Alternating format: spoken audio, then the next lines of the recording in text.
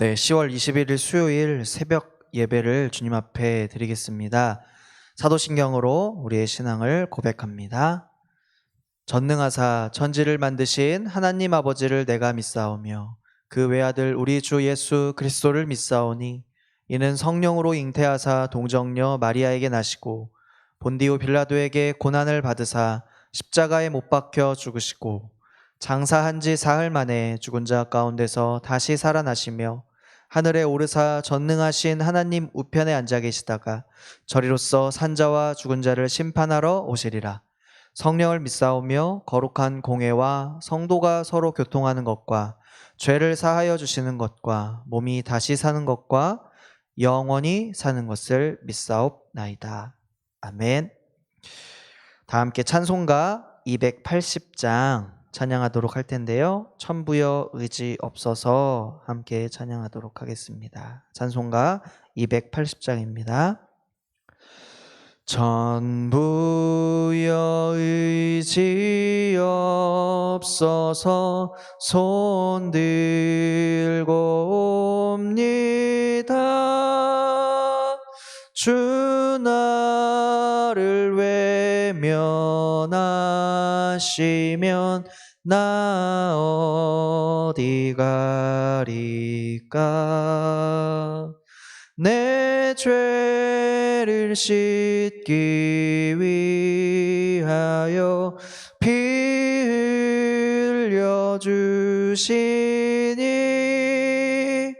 나 회개하는 마음으로 주 앞에 옵니다. 전부터 계신 주께서 영 죽을 죄인을 보혈로 구해 주시니 그 사랑하노네. 내 죄를 씻기 위하여 피 흘려 주시니 나 회개하는 마음으로 주 앞에 옵니다. 나 예수 의지함으로 큰 권능 받아서 주님께 구한 모든 것 늘 얻겠습니다. 내 죄를 씻기 위하여 피 흘려 주시니 나 회개하는 마음으로 주 앞에 옵니다. 아멘. 아멘.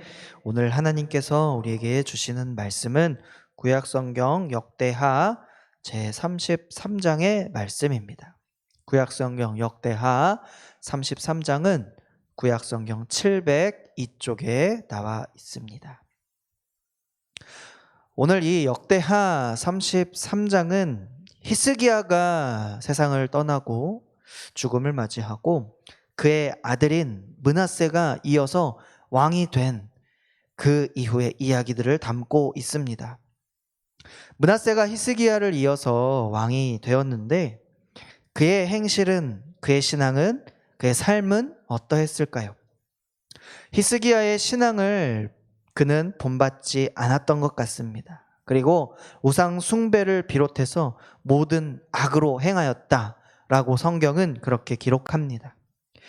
1절과 2절을 말씀 가운데 므낫세가 왕위에 오를 때에 나이가 12세라.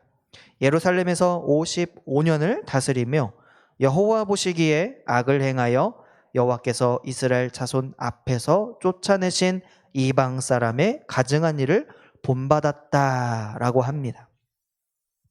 이 말씀을 통해서 그가 무엇을 본받으며 살아갔는가, 무엇을 바라보며 살아갔는가를 잘 보여주는데요. 므낫세는 아버지를 보면서 아버지가 사랑했던 하나님을 더 사랑하기보다 세상을 더 사랑했던 것 같습니다. 왜 므낫세는 그러했을까요? 먼저 우리가 므낫세라는 이름의 뜻을 한번 살펴보면 잊어버림이라는 이름의 뜻이 있습니다. 므낫세라는 것은 잊어버림이라는 뜻입니다. 그는 그럼 무엇을 잊어버렸을까요? 그가 잃어버린 것은 무엇일까요?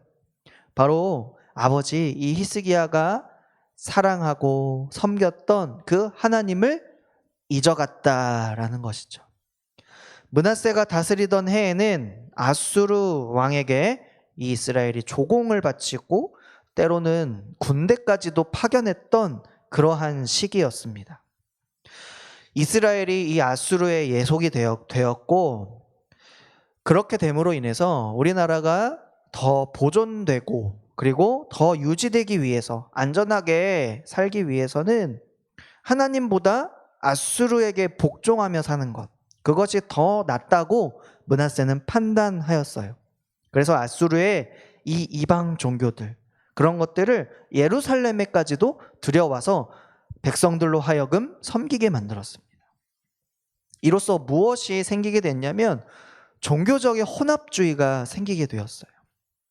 므낫세가 했던 악한 일 중에 하나는 바로 이 종교적인 혼합주의를 이스라엘에 대중화시켰던 바로 그러한 인물이었습니다. 그런데 그가 여기서 그치지 않고 하나님을 섬기는 사람들, 그 사람들을 오히려 핍박하고 가혹하게 처벌하고 그들을 옥에 가두며 심지어 목숨까지도 해하는 그러한 일들을 자행했습니다.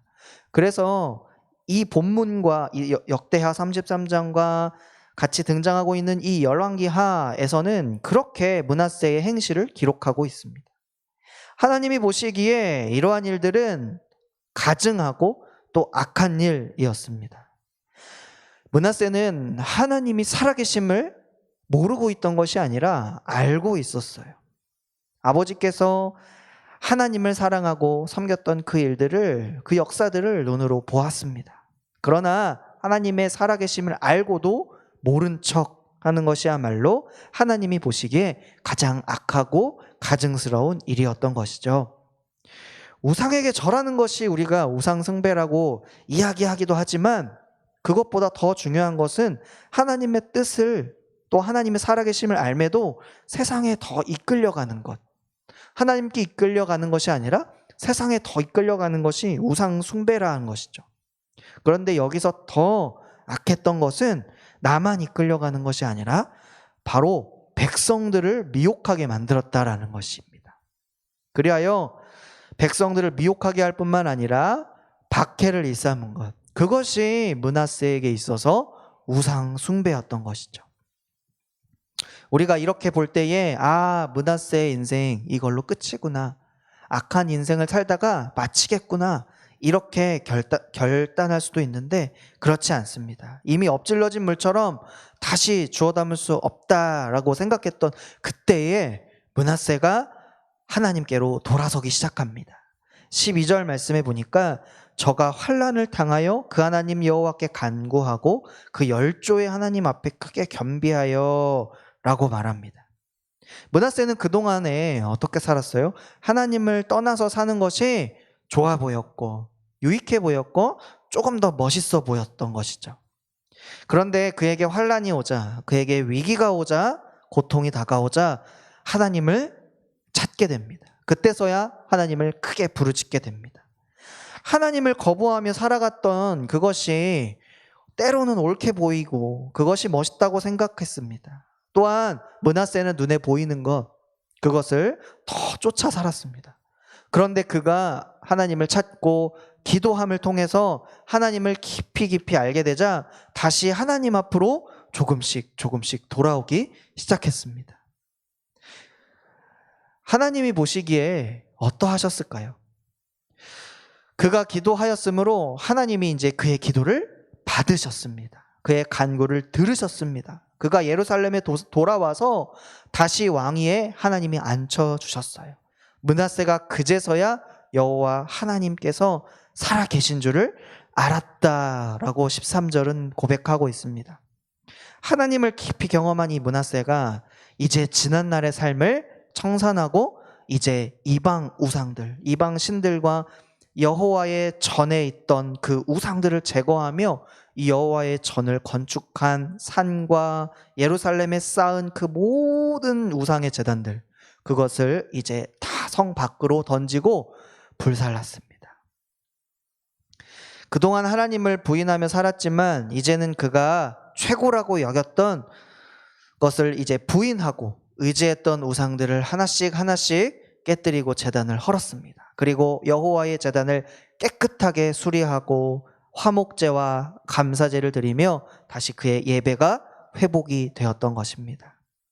하나님을 알게 되면 먼저 예배가 회복됩니다. 그리고 감사가 회복되고 회개에 합당한 열매를 맺는 것을 우리가 므낫세의 삶을 통하여 볼 수 있습니다. 그런데 회개를 했다면 이제 그것이 생활로 이어져야 할 줄 믿습니다. 우리가 신앙생활이라고 얘기하지만 생활 신앙인으로서의 모습이 되어기를 또 소망합니다.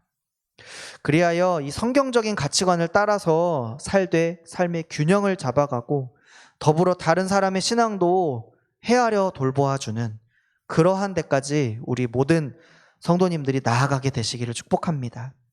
므낫세가 하나님을 만난 후에 이렇게 고백합니다. 16절인데요. 유다를 명하여 이스라엘 하나님 여호와를 섬기라 하매. 므낫세는 백성들을 이전에는 미혹하여 하나님에게서 떠나게 만들었다면 이제는 다시 유다 민족을 명령하여서 다시 하나님께로 돌아가자, 하나님을 섬기자, 사랑하자라고 고백합니다. 신앙생활은 혼자 하는 것이 아닙니다. 므낫세 한 사람이 여호와께 돌아왔지만 그가 홀로 신앙생활한 것이 아니라 백성들과 함께 다시 신앙생활하기를 원하는 마음으로 전도의 삶을 살았습니다. 참 하나님을 알리는 길로 그의 인생이 돌아섰던 것입니다. 므낫세가 55년 동안 나라를 다스렸다고 합니다. 그런데 통치하면서 수많은 악행을 저질렀죠. 그런데 이제는 그것을 기억하고 이제 남은 인생, 그것을 주님을 위해 살겠다고 다짐한 모습, 그리고 결단하며 기도한 모습을 하나님은 받아주셨습니다. 비록 그가 돌아오는 길이 더디고 돌아오는 길이 힘들었지만 하나님의 마음, 그 마음은 잃어버린 아들을 기다리는 심정으로 지켜보고 계셨다라는 것이죠. 우리 주위에도 여전히 복음이 필요한 이들이 참 많습니다. 그들을 위해서 우리가 남은 인생 살아보겠다라고 말씀 앞에 먼저 결단하시고 그리하여 감사의 열매, 그리고 회복의 열매, 그리고 회개에 합당한 열매를 주님 앞에 드리며 그러한 영광스러운 삶을 주님 앞에 드리시며 사시기를 예수님의 이름으로 간절히 축복합니다. 아멘. 오늘 이 말씀을 생각하시면서 함께 기도하실 때에는 먼저 입술의 회개가 우리의 삶의 열매로 이어질 수 있도록 기도하시고 또 우리 가정과 이웃들이 성경적인 가치관으로 살아갈 수 있도록 우리 가정과 이웃을 위해서 기도해 주시고요. 생활 속에서 신앙을 살펴주고 세워주는 우리 교회가 될 수 있도록 기도하시고 또 특별히 미신적인 이 요소들을 따르지 않고 우리가 하나님의 정확무오한 이 말씀을 따라가는 다음 세대가 될 수 있도록 우리 자녀들을 위해서 기도해 주시기 원합니다. 또 예배와 선교가 회복되는 우리 나라가, 우리 교회가, 우리 가정이 될 수 있도록 함께 기도해 주시기 원합니다. 그리고 마지막으로 개인의 기도 제목을 위하여 기도하실 때에 특별히 또 담임 목사님과 말씀 사역자들을 위해서 기도해 주시기 원합니다. 이 시간 이 말씀과 이 기도 제목 생각하시면서 합심하여 함께 기도하도록 합니다. 하나님 감사합니다. 하나님 오늘 말씀과 같이 하나님 므낫세가 수많은 인생 가운데 하나님을 등지고 살았지만 이제는 회개하여 이제는 주님을 위한 삶으로 살아갔던 것처럼 하나님, 주님이 기다리시고 기다리시며 받아주셨던 그 놀라운 주님의 은혜와 은총을 기억하며 하나님, 우리의 인생이 하나님 날로 하나님께 가까이 가고 변화되는 그러한 소망이 있을 수 있도록 인도하여 주시고, 무엇보다 우리 가정과 이웃들 하나님 성경적 가치관을 품고 배우며 살아갈 수 있도록 도와주시옵소서. 하나님, 신앙생활에서 이제는 생활신앙으로 이어지는 우리의 삶이 되게 도와주실 뿐만 아니라 하나님, 서로를 살펴주고 서로를 세워주는 교회가 될 수 있도록 인도하여 주시옵소서. 하나님, 우리 다음 세대, 특별히 미신적인 이 요소들, 하나님, 많은 매체들 가운데에 하나님, 그러한 미신적인 요소들이 너무나 팽배하지만 하나님, 그것을 따라가기보다 하나님, 더욱 확실하고 더욱 하나님 정확무오한 주님의 말씀, 영원한 우리의 생명의 약속, 그 말씀을 따라가는 우리 다음 세대가 될 수 있도록 인도하여 주시옵소서. 하나님, 무엇보다 예배가 회복되기를 원합니다. 또한 전도와 선교가 회복되기를 원합니다. 하나님, 그 일에 앞장서는 우리 교회와 우리 가정과 우리 나라가 되게 인도하여 주시옵소서. 하나님, 다스려 주옵소서. 함께하여 주옵소서. 아버지,